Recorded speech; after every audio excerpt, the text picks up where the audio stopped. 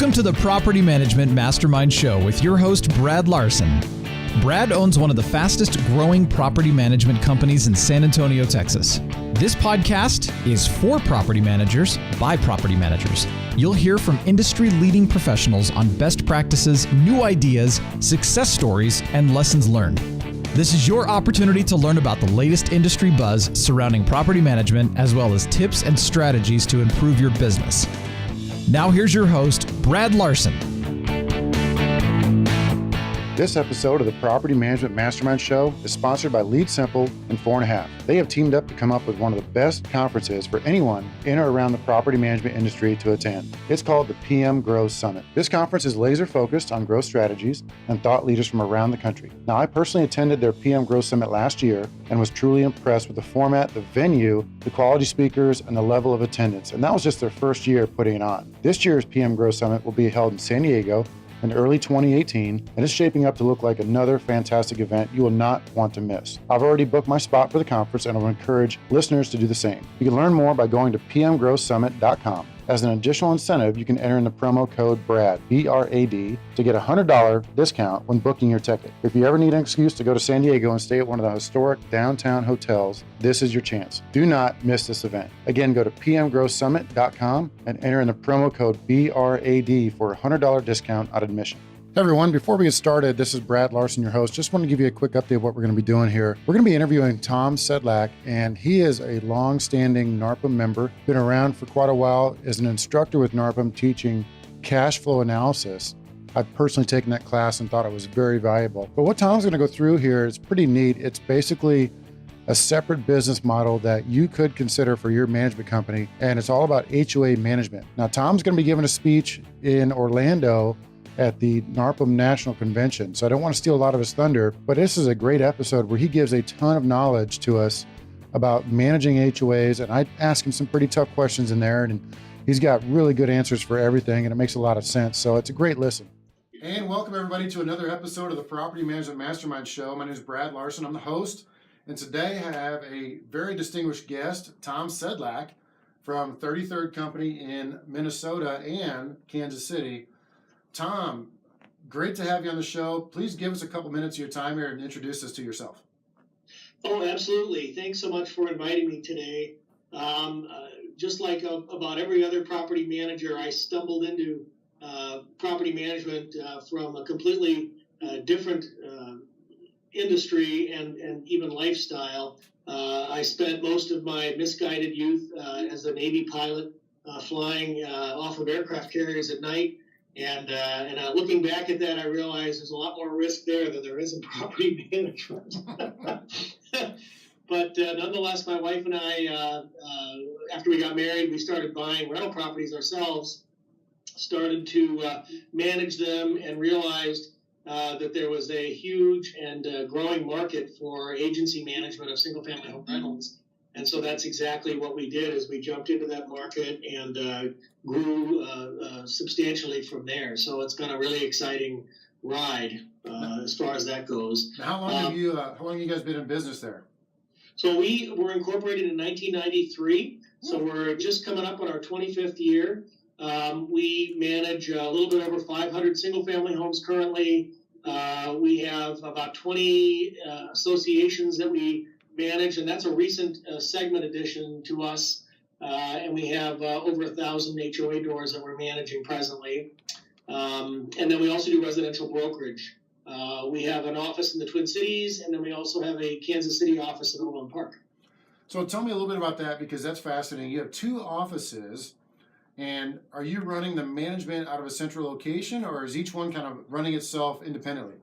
You know, that's a great question. And we started out sort of in the experiential mode, what's working or what will work best. And ultimately, our company itself is sort of in a hybrid departmental model, which actually lends itself to branch management. So we do actually run all of our leasing, our property management out of our Minnesota office. Our boots on deck is actually out in Kansas City.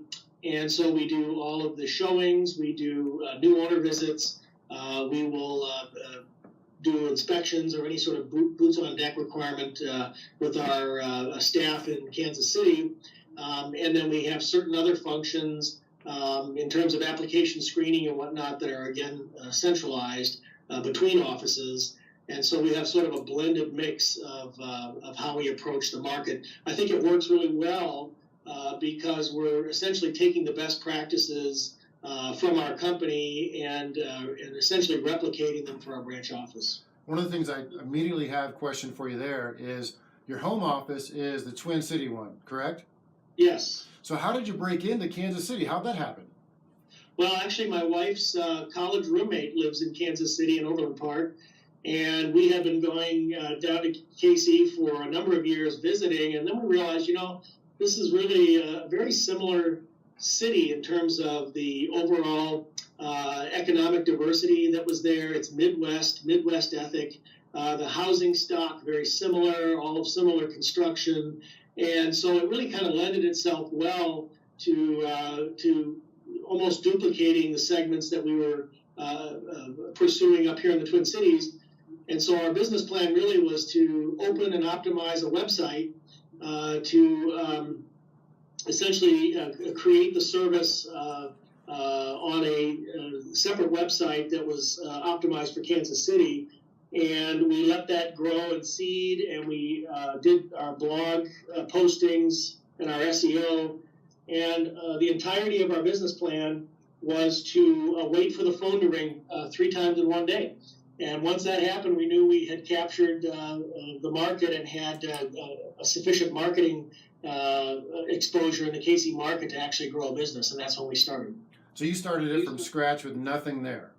Yes. Okay. So I know most people typically buy offices and are researching on how do I acquire properties, how do I acquire another management company.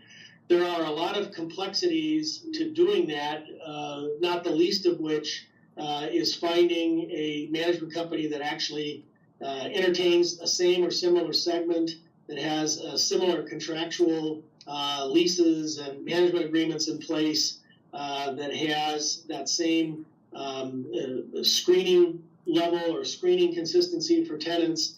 And we found that there were a lot more unknowns than knowns in acquiring a management company. And then the cost of acquiring it, you could essentially create one from scratch and replicate the best practices from your own company and get the perfect match. And obviously there's a growth period attached to it.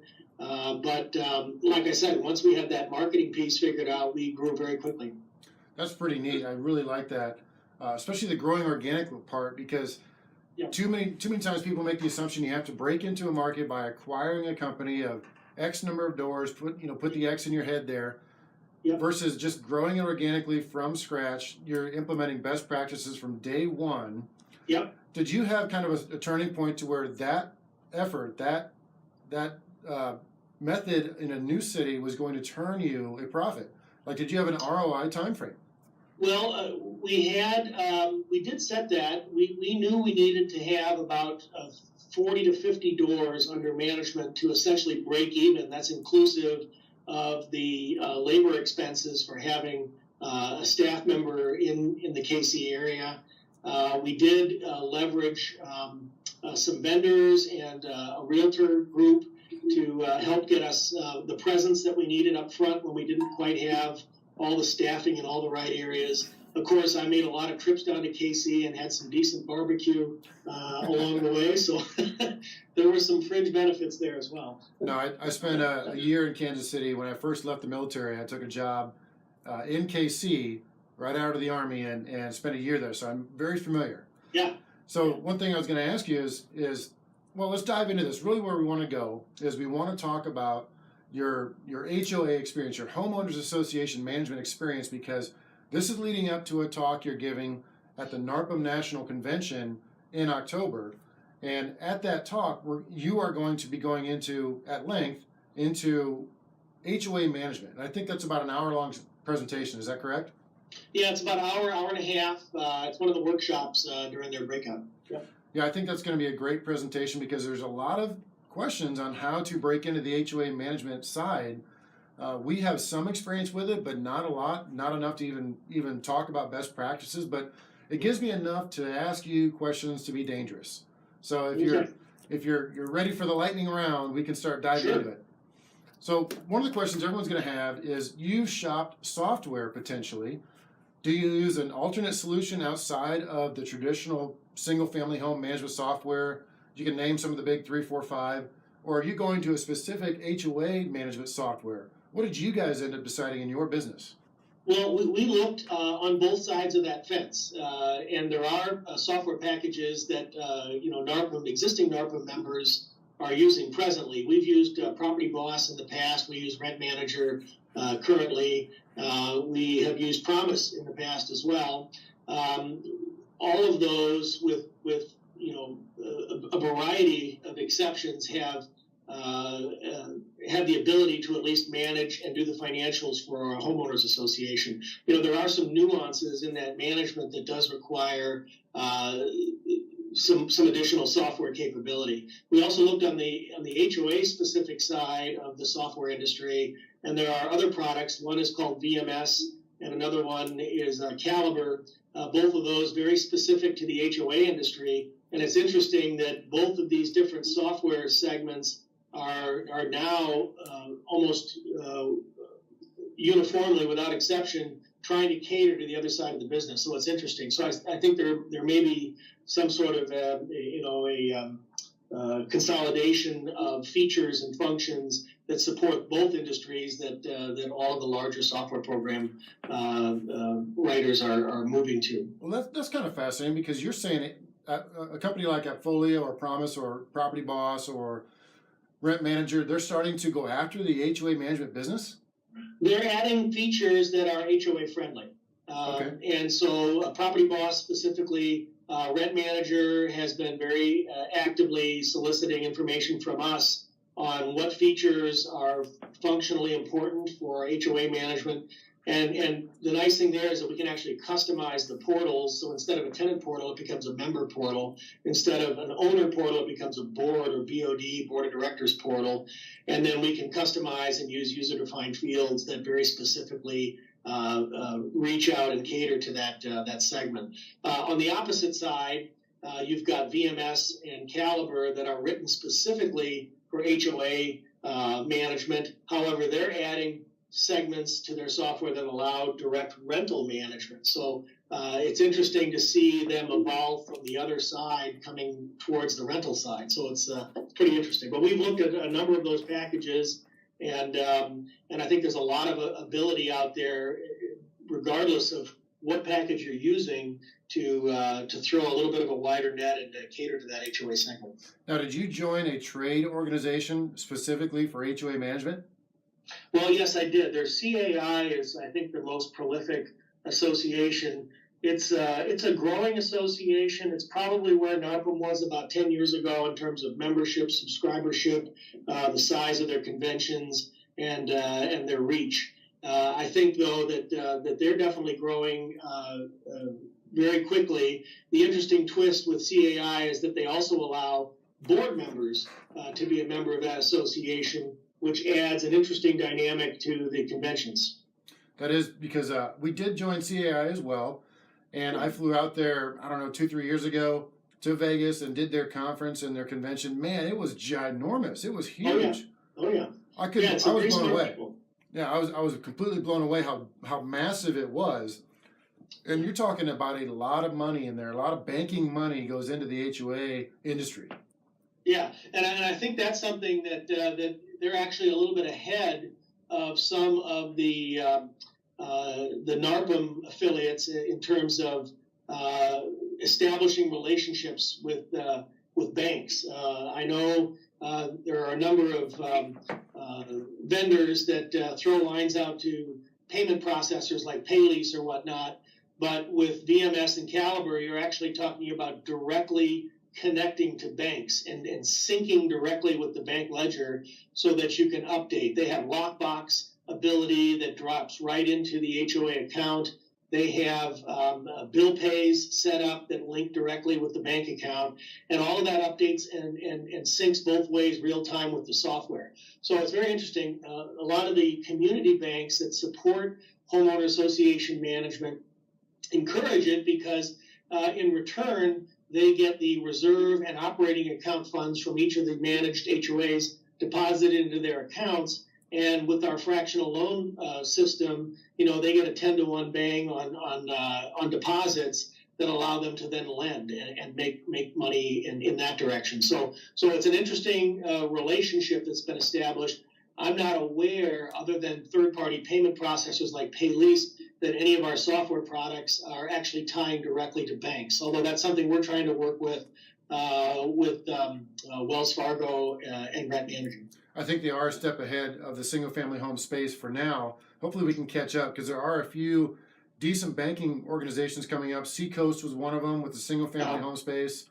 I want to get them onto the podcast show and interview them about what they can do for us. It's really an interesting deal to see out there. As I mentioned, I did go out to that conference, and I would encourage anyone that is looking into the HOA space to go to the CAI conference there. I don't know if they do it in Vegas every year. I only went to the one. And I was focused on trying to just do one thing, which was pick a software. We ended up picking Caliber, and Caliber has been working fine for us. And we don't manage a lot of HOAs. I don't want to come across as any sort of expert here, but we do have a little bit of taste, and it's almost made me, like I was telling you in the pre-show, made me dangerous. I can ask some questions and sort of know what I'm talking about, but I think you're the expert at managing 1,000+ HOA doors to this point. So one of the bigger questions I had for you is, who's doing the work in your office? It's one thing does the principal to set it up, but who's actually taking the phone calls and doing the work? Yeah, and that's an interesting question. We found that HOA management really is substantially different, even though the marketing and some of the synergies in acquiring business are very similar. The actual day-to-day management is very, very different. And so we've put essentially a firewall between our rental side and our HOA side. And so we have a dedicated property manager on the HOA side that has that experience and background. We have a bookkeeper that fully and functionally supports that department. And then we have an assistant manager, again, from the homeowner association management background that supports that role. So those individuals are essentially doing 100% of their day managing HOAs. What are some of the unique challenges that you're seeing versus single-family homes and managing an HOA? I think HOA seems to be, on the day-to-day management, more of a project management type of a function. You're certainly doing the accounting and the member dues collection and assessments, and you're providing reserve studies and those sorts of things. So from a budgetary perspective, you're helping guide them and properly forecast their out years so that they are viable in the long term. But then on the day-to-day, you're actually managing mostly operations. You're managing the vendors that are doing the trash collection, that are doing the repairs, the maintenance, the common areas and limited common areas, and you're supporting those maintenance issues as they occur to sustain the community. Let's talk about something near and dear to my heart, business development. And Sure. so one of I'm telling you, I think this is where everyone's going to go eventually is it's great to manage, but how do you get to that point? So there's two questions that go along with business development.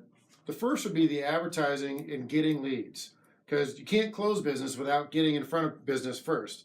So Right. what's step one? I mean, how are you getting leads, or how are you getting in front of the HOA board members? How are you getting to step one? Well, part of why we're managing HOAs is because step one was almost a given. It was already in place by and large, just by optimizing our website for property management, Minnesota or Kansas City, or for the other search terms that are common for people looking for property management. You're going to have the same people that are looking for HOA management landing on your page, finding your AdWords or however you're advertising. And so we were already getting leads even before we actively made a decision to pursue HOA and to add it as a segment. And then it was just simply a matter of enhancing it and improving it. And so we customized. We found that there are other sites specifically we could advertise through or on. We could optimize further keywords, and then certainly by adding content, HOA content to our website that is specific for HOA, we extended the long tail search capability of our website, and so we're starting to see that really having an impact now. we've doubled the number of HOAs just really in the last year as a result of all those efforts. Going in that direction, do you have a long-term goal for how many homes you comfortably want to have under HOA management? Well, right now we're pursuing a segment where our company is always more focused on profitability than doors. And so we're letting it grow, but we're going to be growing it profitably going forward. We really don't have a particular door count that we're looking for. We just want to make sure that we're doing the business right when we bring it on, that we have the capacity to actually serve the customers and put a smile on their faces. And I think that's always, in our view, been the most important thing rather than trying to hit a door figure. Yeah, HOA management has historically been a punching bag. It's a tough management deal. You're dealing with difficult situations and board members that are volunteer in some respect. I'm not going to let you get away from the profit side, so I'm going to circle back to that one. I want to go into that phase 2 of the business development. One of the challenges I can imagine, and we've seen it, is you get step 1, you get a lead, you book an appointment, let's say, and now you go make a presentation to a board member or several board members. Yeah. Talk me through some of that process, because I kind of know where the challenges are. I just want to kind of hear what you have to say on that particular phase 2 of it. Well, so when we do talk to the boards and we do provide a presentation of our services, I think effectively what we're telling them, and this is very endemic of the industry right now, is there's 2 lacking features in the industry, and one is advocacy, and the other one is good communication. And I think really, if you take those down to the grassroots level, those are the complaints that you're going to get from most of the volunteer association board members, is that they don't have a property manager that's actually advocating for them. And by that I mean, searching out different quotes or multiple quotes for an insurance policy, for the master insurance, or getting multiple vendor bids, for a roof project, for providing an integrated solution in terms of the accounting that's tied into their board portals, their member portals. There's a lot of things that can be done to improve the actual net benefit that's going to the individual board, and you have to prove day in and day out that you're actually advocating for them. You're looking out for their best interests and trying to provide them the best path forward. And then the other side of the fence is communication. We require at our company that at the end of every week we send out a summary of all of the issues that are being worked on, that have either been written down from the fall or the spring walkabout, or they're just open issues or needs. And every week they get a summary on where those needs are, what they are, what the status is, what the game plan is and the path forward, and the estimated time for closing the loop. And that email once a week in and of itself essentially blows out of the water any of the services being provided by a lot of the bigger, Fortune 500 management companies that are trying to provide HOA service on a large bureaucratic scale, and they lose out on the advocacy and they lose out on the communication because they're just not involved and they don't have that relationship. On the high level, we're seeing a massive amount of roll-up inside of the HOA industry. Would you agree? Yes.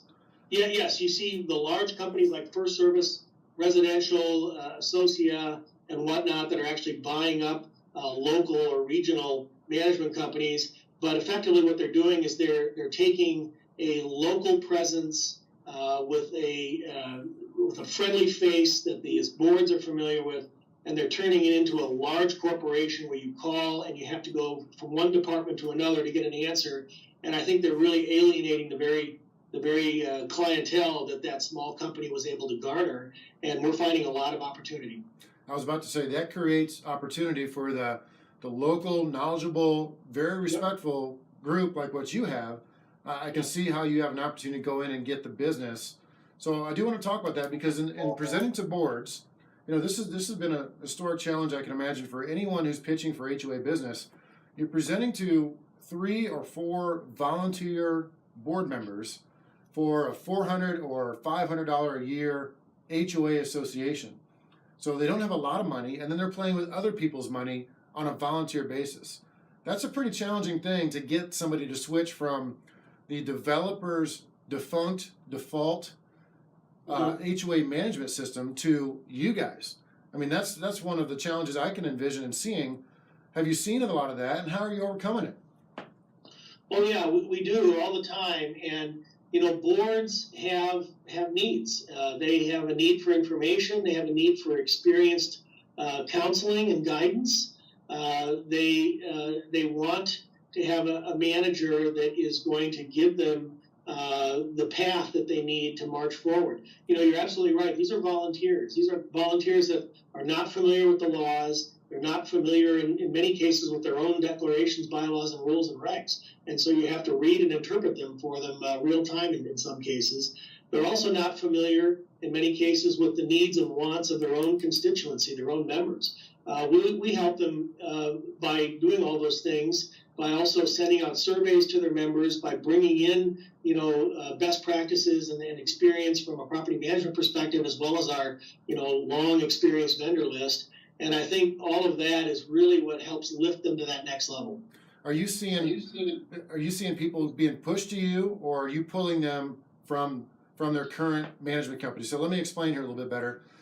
In what we're seeing is, unless a board member or a series of board members is super ticked off at their current HOA, you could go in there and go half price and they won't switch because they're volunteer board members. Saving the HOA any money doesn't save them any money.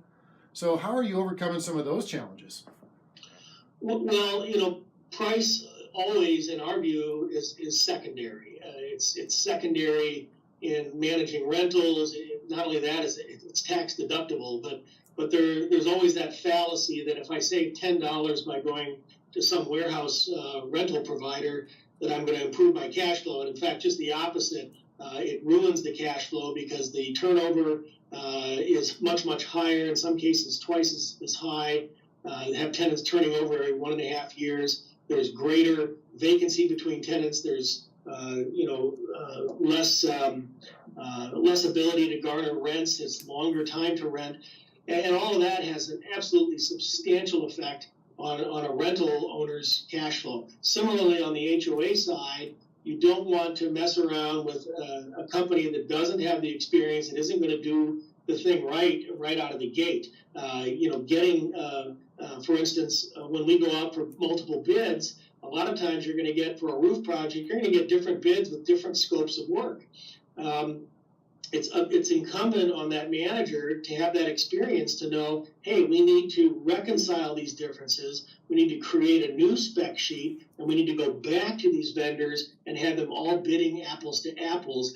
It's only then that you start to see a differentiation when it comes to price. And so that's the value you need to add as a manager. That's called advocating, for your members and using the right resources to get them the right information. Good communication, advocacy. I'm hearing what you're saying on that. I think that makes a lot of sense. So the other part of that is then you get the business, you get these board members to say, all right, Tom, we want to hire your company. Mm-hmm. Get an agreement signed, and now it's the fun, challenging part of onboarding them. Do you have any talking points, best techniques there? Oh, absolutely. We use a very detailed multi-page onboarding checklist that goes through every little document that we need or to update, even down to updating the Secretary of State filing for the nonprofit organization and making sure that the registered agent is updated. So it's a very detailed process. We get the bank statements and we get the accounting records from the old management company, and we open up new accounts. We always close the old accounts and open up brand new ones for fraud protection. We always want to make sure that the bank accounts are properly opened as custodial trust accounts. So really, it's a very detailed onboarding process. And all the while, we're communicating with the board. We're soliciting information from them and the old management company. And I think it's extremely well appreciated by the boards that we're even going so far as updating email accounts and phone numbers from their member list, because it's amazing how outdated some of the accounts are when we get them. It's actually pretty sad. I can imagine, because that's one of the benefits of HOA management is it can be a set and forget system, because there's I mean, there's no tenant rollover, let's say, and Right. you do your board meetings, a year, twice a year, whatever they're set up as. So Yeah. here's a question circling back just a hair. Where do you find a checklist, and where do you find a draft management agreement? Do you have any resources there for us? Well, we actually got our start reading Vicky Gaskell's purple book on HOA property management, and I think that really gave us a wonderful start. And then we took elements of that and got sat down with an attorney and actually wrote up our management agreement. And of course, that was very similar to our property management agreement for rentals in terms of the overall basic elements of a contract. Your whereas clauses, your severability clauses, and all of that, and some of the basic terms and conditions. So it was really easier to start out using that as sort of an initial base, and then we created and customized it for HOA. Makes a lot of sense there. So let's go to the bottom line. Let's talk about profit potential for managing HOA boards. A lot of folks are out there saying, if I'm going to go through the headache of doing this in the market I'm in, going through the headache of basically recreating a business model, am I looking at a decent profit margin? I mean, kind of talk us through there. Well, I think for any company that's going to start out, they're obviously going to be investing some capital and some sweat equity into getting that segment up and running. It's clearly worth it because most of the new construction that's occurring now, in fact, about 80% according to CAI, are actually being developed as association developments, requiring an association. And so there's a huge potential as we go forward to see only a large continuing increase in potential clients. As far as good reasons for managing and for the profitability, I think the break even is very low because you already essentially have your overhead covered with your property management operations, and so it's a matter of really just covering the additional labor and software and any infrastructure costs that you have. Essentially, you can reuse your existing website, just continue to optimize it for HOA as well, so you can grab the long tail. So the cost is not that expensive.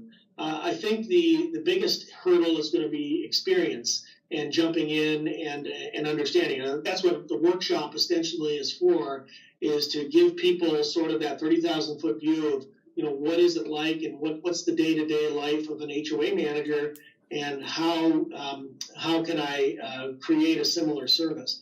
From a profit perspective, I think what we found is that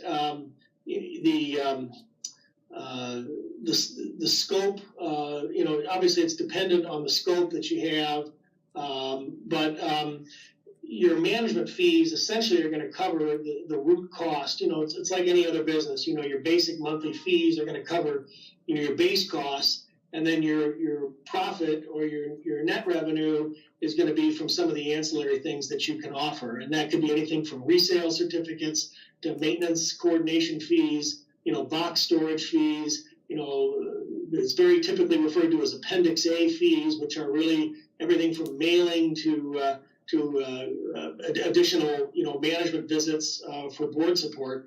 So there's a lot of income streams within HOA that can really bump that profit margin up. And I think it's, as someone gets into it, it's just a matter of time before they figure out that, the experience they're bringing to bear, makes those fees well worth their while, both for the manager and for the recipient of management, because they're getting that good service. On the pricing structure, are you a fan of flat fee pricing or percentage based? We do, typically it's priced on it can be on either one, but typically it's going to be offered as a fixed price based on the number of doors and, of course, the services that are being asked for. So it ends up being a very customized service because all HOAs are completely different. They're different sizes, different amenities, different common elements, different limited common elements. So you have to kind of decide for yourself what fits in your segment and what the net cost is of managing that overall service, and then customize it for that individual HOA. So it does become a more of a custom effort in terms of pricing. I want to hear a story where you walked in and won the business, and then I want to hear, how bad it was, and then how good you guys made it afterwards. You got any stories like that? Well, I'll tell you, the very first HOA we got into, we picked up the boxes from the Department of Commerce, the Minnesota Department of Commerce. So the prior agent was being investigated for fraud and embezzlement, and the board was literally didn't know what to do, didn't know who to turn to, and so they were fortunately in Woodbury, in the city where our main office is located, and we were just starting to consider taking on an HOA to start with. And they were a disaster. Financially, they were underwater. Their maintenance was deferred. They had member issues. They had delinquency issues. It was your basic nightmare.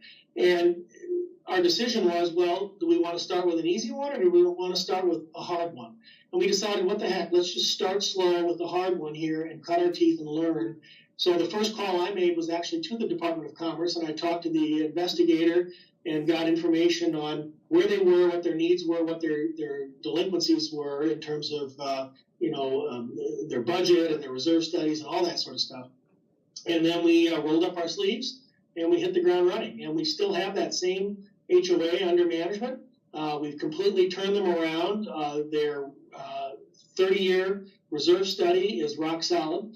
We helped them knock down their delinquency percentage from about 40% down to about 1%. They've got one member, I think, now that's has a persistent delinquency, and we took care of their maintenance. We rebid their insurance.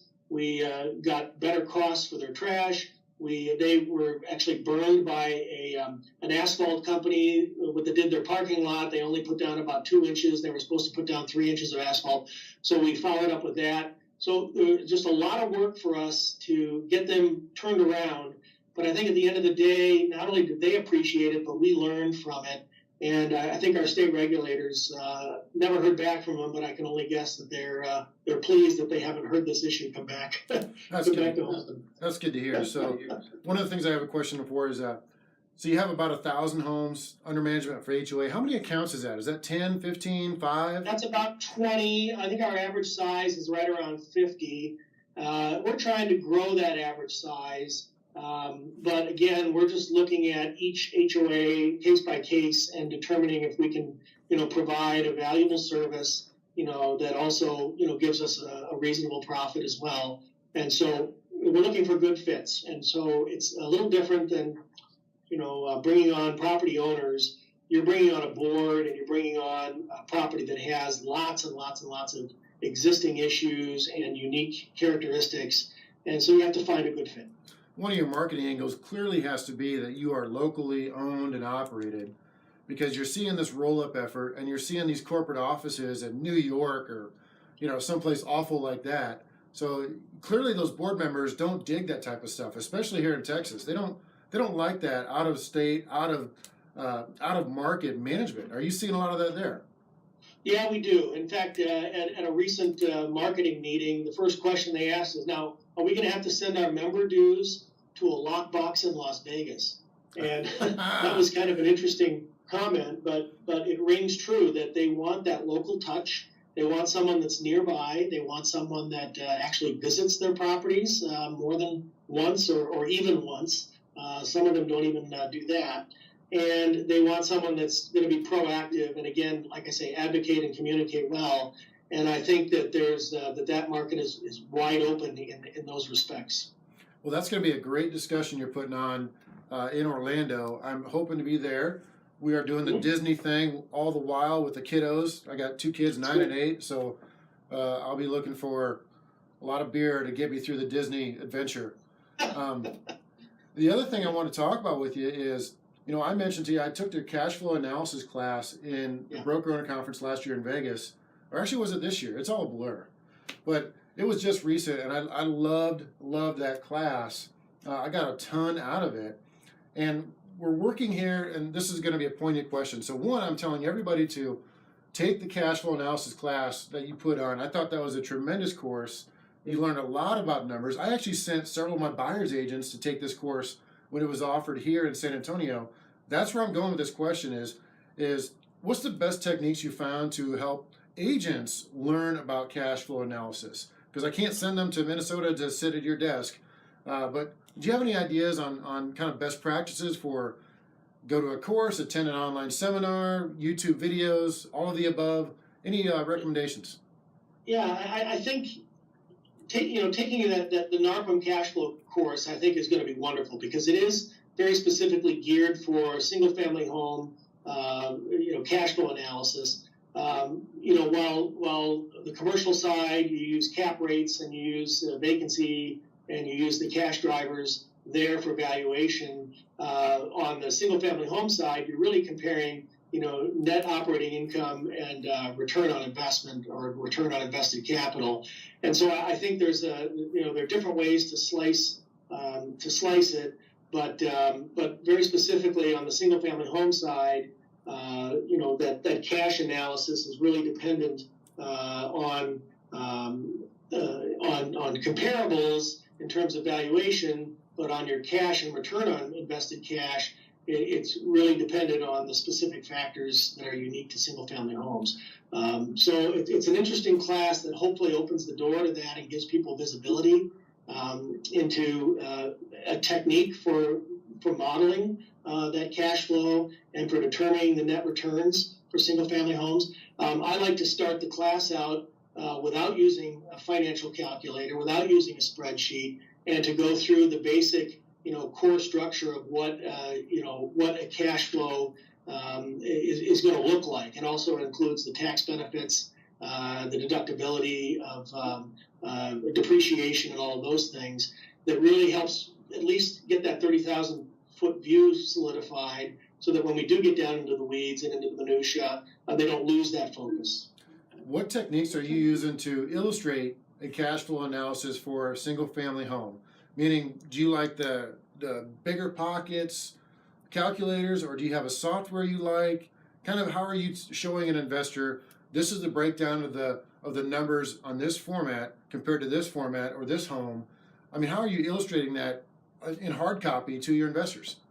Yeah, so we always look at the cash flow of a single-family home as a long-term endeavor. So we never take and put into that formula the sale of a property. And I know a lot of cash flow analysis spreadsheets and software make that assumption that you're going to have a holding period that's defined as maybe 7 years or whatever. Then you sell it, and then you're deducting your commissions, and you're looking at the net turnover or the net cash flow on that investment. We prefer to look at it as a long-term, hey, we're never actually going to sell this property. It's going to be retained as an investment property forever. In fact, it's going to go into the estate of the owner when they pass on, and it's going to be handed off to their kids and then continue as a rental property. So that's how we value rentals, as we value as a forever investment. Clearly, there is no better investment in the world than real estate, because not only do you have appreciation while you're depreciating it on your taxes, but you also have equity buildup as that mortgage gets paid down, and you have rents that go up because they're going up with the appreciating assets as well. And so when you take all that into the mix, you're not going to be able to match the return of real estate in any other investment vehicle, in our view, and it's just a wonderful place to be. Any recommendations on the best way to illustrate that to a potential buyer investor? Well, sometimes you just have to sit down and you just have to communicate. I have a video on our website that's only about 18 minutes long, and it's called The Tax Benefits of Investment Real Estate. And I think in 18 short minutes you can clearly map out that 30,000-foot view for even the newest and inexperienced investor, the one that's just getting their first property online. And it's nice because once they see that and it solidifies in their mind what the reality of investing in real estate really is and what the component parts are, then they're able to extrapolate that into other investments. They can use that to help qualify future purchases. and they've got their foot in the door and they're off and running in the right direction. I think that's the most gratifying thing for me, is to see that light bulb click on for them and to have them recognize, exactly what it is they're doing. I even tell the students that when I started buying investment properties, I used a very rudimentary spreadsheet, had very basic numbers in it, and came up with a rate of return. Some of the assumptions I made probably may not have been back then, this is 20 years ago, may not have been the best way to define the cash flow, but it was a consistent way. And I never changed it. And the interesting thing is that I've always used the same ruler to measure investments. Even though that ruler might be in centimeters or inches or whatever it is, it doesn't matter. But I've used that same ruler or yardstick to measure each of the purchases that we've made over the years, and they've always been looked at in the same with the same eyeglasses as that very first investment, which we knew was very, very successful.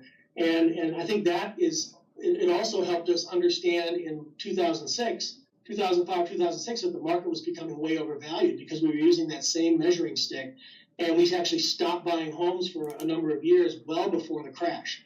And the reason was because, again, we were comparing apples to apples and using that same measuring stick. I think a lot of us are waiting for the next market turn. Would you agree? Well, I think actually housing may well be the fundamental support for the economy, because there were not a lot of hammers swinging between 2008 and about 2012, and the percentage of home ownership has dropped substantially. Every percent of home ownership that drops is 1 million homes that are being converted into rentals. And the fact that there isn't new construction coming online that's cost effective, I think there's going to be a persistent shortage of supply for homes going forward. And so even in a recession, my personal prediction is that the housing market will be largely spared from any substantial setback because of the lack of building over the last 10 years. Wow, that's some deep assessment. I love it. Well done, because that's in between the lines ball game right there. I'm impressed you came up with that. Let's hope it's the truth, but either way, property managers are pretty much recession proof. Would you agree? I would agree. I think this is a wonderful industry to be in, and not just to be a manager in, but to be an owner and an investor. And I always encourage other NARPA members to effectively eliminate the middleman and start buying your own properties and creating your own legacy. Totally agreed on that one. So let's switch gears just one last time. We've only got a few minutes left. What's the coolest thing you've implemented in the last 6 to 12 months? Probably we've used a software product called Lead Simple that has very effectively helped us to manage, from a CRM perspective, new leads. And we actually have written custom scripts for both the rental side and the HOA side. And so we're using it on both sides of the fence there and using it effectively. And I think it's a wonderful product. Years and years ago, we looked at other CRM tools like Goldmine or whatnot. Horrifically expensive, horrifically complicated, laden with features. Talk about bloatware. But the spool up time was just very substantial. With Lead Simple, it is literally that. It's a very simple and elegant way to efficiently track your leads and to implement the communications necessary to convert. I totally agree with you. We have implemented Lead Simple over a year ago, and I really am impressed with what they're doing now with text messaging capabilities, which has been really fantastic when you're talking about getting in front of a new prospective lead, because in some markets, especially potentially here, the first one who gets to that person wins. And so you want to be Johnny on the spot to make sure you're able to touch base with them. That's been a tremendous thing for us. And it's one of those things you look back and kick yourself and say, man, they've been around for a while. I'm just now implementing it, in the last year. Kind of frustrating almost. Yeah. Change is constant. Exactly. Well, I really appreciate you coming on the show. This has been a tremendous episode. I got a lot of content out of this. You should see my notes. I know we're just on audio, but I've got, a full page of scribbles of everything we've been chatting on. You just had a lot of good information. So this is leading up to the NARPM presentation, October of 2017 in Orlando. You're speaking at the national conference. And so I don't want to necessarily force you to give your information out, but if anybody just want to check you out on the website, how would they check you out? They can look at our 33rd Company website. There's a lot of information. We do a lot of blogs and podcasts on a variety of topics, including HOA, and they're certainly welcome to look at those for informational purposes. I think if there's any interest at all in starting an HOA management segment, they should absolutely consider coming to this workshop at the NARPM convention. I think it's just going to be really full of information. And more than just the nuts and bolts of managing, I'm hoping to impart where the industry is, the consolidation phase it's in, how to be competitive, where the industry is, because it helps to know where the industry cycle is to get your foot in the door and to move in the right direction with the industry and to be competitive. So I think there's going to be a lot of benefit. Great stuff. I plan on being there with my mouse ears on, straight from Disney. So look forward to that. And this has been a great episode, Tom. I really appreciate it. I want to give a special shout out to your handler, Miss Lynn. Tell her thank you for allowing you to come on the show with us.